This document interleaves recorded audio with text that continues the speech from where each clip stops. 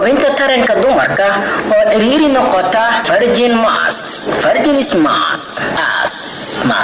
waa cillad galmo oo ku dhacda dumarka qaar waxayna sababtaa dareen xanuun badan xilliga galmada taasoo hoos u dhac weyn ku keenta tayada galmada. cilladan waxay faragelin ku samaysaa xiriirka lamaanaha iyo tayada noloshooda. dumarka qaba xaaladan waxaa si ikhtiyaar la'aan ah isu soo urura murqaha xubinta galmada, waxayna dhacdaa inta aan la bilaabin galmada.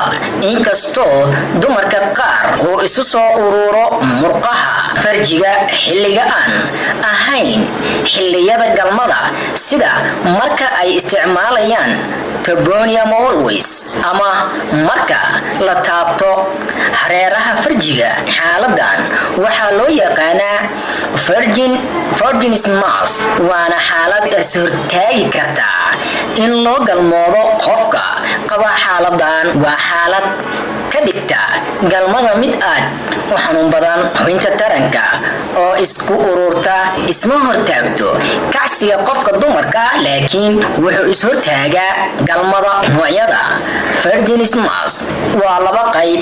number 1, premier of virgin mass waa marka qofka dumarka ah aan weligeed loo galmoon, haddana ay dareento xanuun markasta oo la isku dayo in loo galmoodo. number 2, secondary virgin mass waa markay ay noqoto galmada mid xanuun badan leh, inkastoo awal aysan ahayn mid xanuun leh.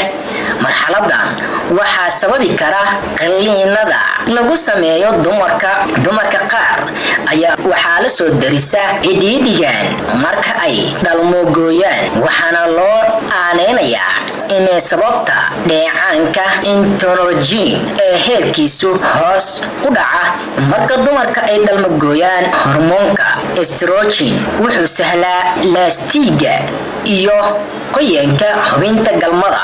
maxaa sababa virgin mass? ilaa iyo hadda lama oga waxa sababa arrintan, laakiin waxaa la isku raacay mararka qaar inaysan jirin wax sababa. hase yeeshee waxaa lala xiriirinayaa walwalka qofka dumarka ah uu ka qabo galmada inay tahay mid xanuun badan. sidaa darteed waxaa si ikhtiyaar la'aan ah isugu soo urura xubinta taranka.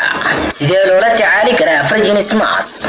xaaladan waa xaalad la daweyn karo iyadoon la isticmaalin wax dawo ah, waxaana loo daweeyaa si ku dheehan barashada galmada, la talin iyo jimicsi. waa barasho la xiriirta waxa laga barto qaab dhismeedka jirkaaga iyo sida ay wax u dhacaan marka lagu guda jiro galmada. macluumaad ku saabsan murqaha isku soo ururo iyo waxa sababi kara inay isku soo ururaan. waxa kaloo ka mid ah barashada in wax laga barto xiriirka ka dhexeeya maskaxda iyo xubnaha taranka, waana barasho sahli karta inaad macluumaad saxan ka heshid xubnaha jirkaaga iyo sida ay u falgalaan xilliga lagu guda jiro galmada.